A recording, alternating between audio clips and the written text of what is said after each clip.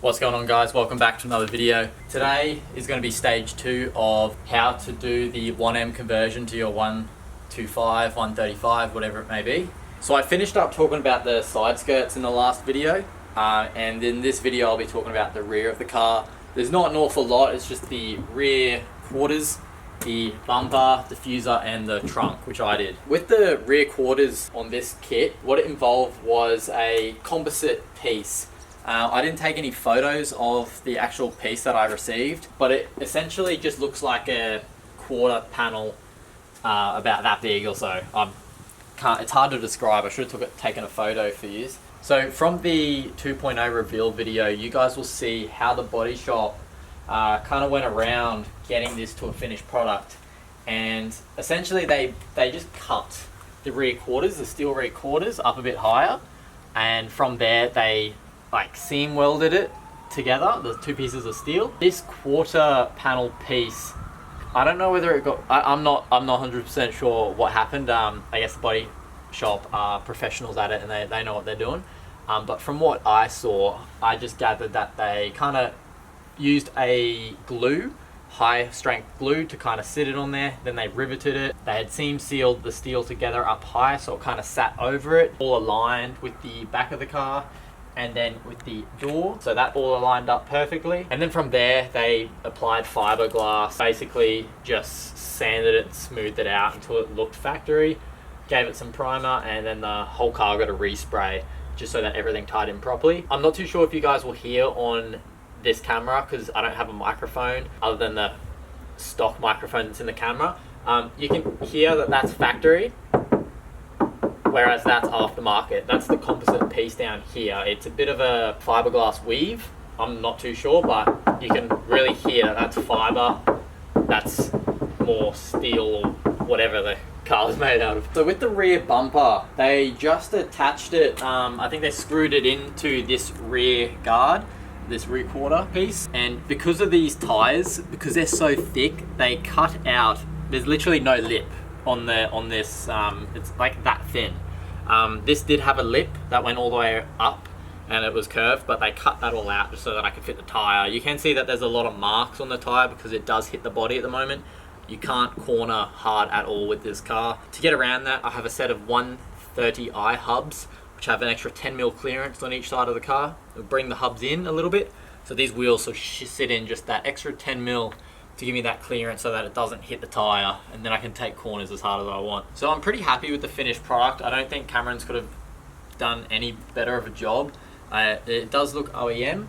If you guys want to put an OEM rear quarter on this car, the steel rear quarters, I'm pretty sure they just have to cut at this seam up here. They cut the whole quarter panel off. The other one gets welded all the way across, and then they, I'm not entirely sure.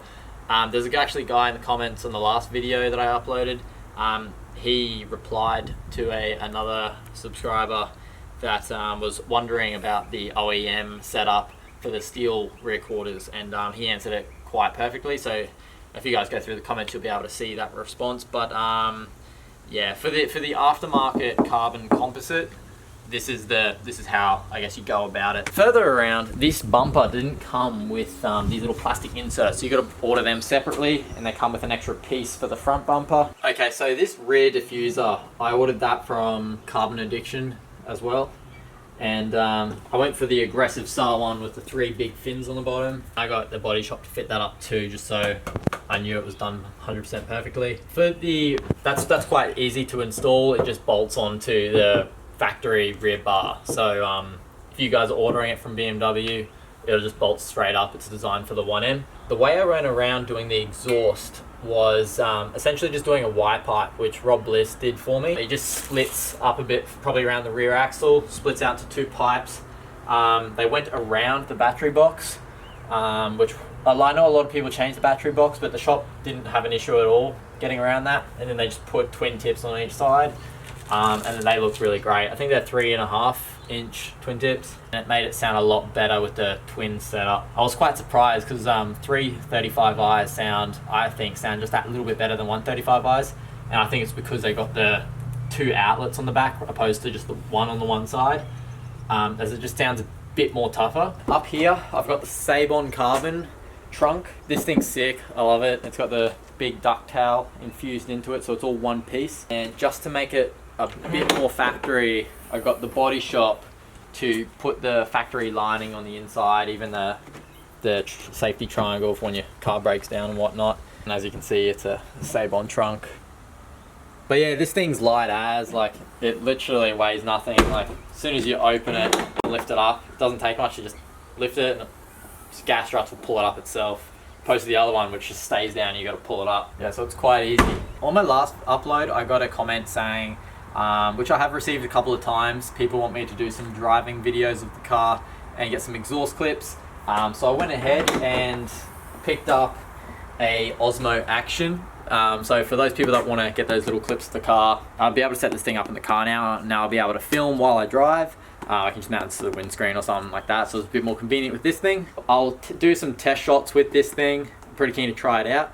And I might do an unboxing on it if you guys are interested in buying one yourselves. And then I also just got a SD card with it because they don't apparently come with an SD card, so I just picked up the Extreme Pro. And since I got this one, the SD card on my DSLR started failing too, couldn't keep up. So I ordered another Extreme Pro for the DSLR as well, which is in the camera at the moment. Camera started stuffing up and wouldn't record past 30 seconds, so card wasn't keeping up. Just to help with that vlogging experience, I also picked up a Joby GorillaPod. So I'll be able to attach this to things and be easier to film myself and hold the camera. I know a lot of people have these and they're great. But I also have a Rode microphone for the camera coming, so you guys will be able to hear some quality exhaust clips of the car. And I guess all the videos, which should just be that little bit more crisp with the audio, because the microphone on the DSLRs aren't that great as they come. Picks up a lot of background noise. But those DJI Osmo Actions, the thing I like about them is they actually come with a little attachment and you can plug it into the DSLR microphone, so you can get some great audio clips from the little camera. So I'm hoping I can maybe rig it up on the back of the car with the mic and get some shots. The car on the MHD Tune shoots flames out the back, both tips, and that little Osmo Action does 8 times slow motion. So I'm probably going to mount it on the back and get extra slow motion of the both tips shooting flames out. So I'll actually drop a clip right now so you guys can see what the car does.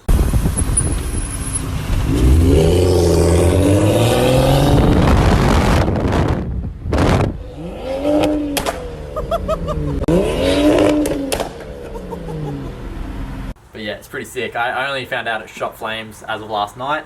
I've always known it shoots flames, more so when you're accelerating and change gears, it has shot flames a few times and people have told me it's done so, but I didn't realize when you chuck the thing in neutral and just rev it, it shoots flame every single time, so that's pretty sick. But anyway guys, that pretty much sums up for this video. This was just the second half of the 1M conversion, a little bit about the car and how to go about it. The back's pretty simple opposed to the front. The front had a few little things that you had to change and whatnot. But if you guys got any other questions, just comment below and I can answer them in another video. I'm planning to do a Q&A for my next video. So for any questions that you guys have, drop them in the comments below and I'll answer them in my next videos. My next video is just going to be a sit down Q&A. I'll be answering all you guys' questions. So any questions you have will be answered. But remember guys, first 1,000 subscribers I get, I'm doing a giveaway. When I hit 1,000 subs, I've ordered a red start stop button, which I'll be giving away. So I'll be chucking one in my car and the other one that I've ordered, I'll be giving away to one of you guys. So that's something I'll be doing soon as well. Alright guys, thanks for watching. Hope you liked the video. I'll see you guys soon.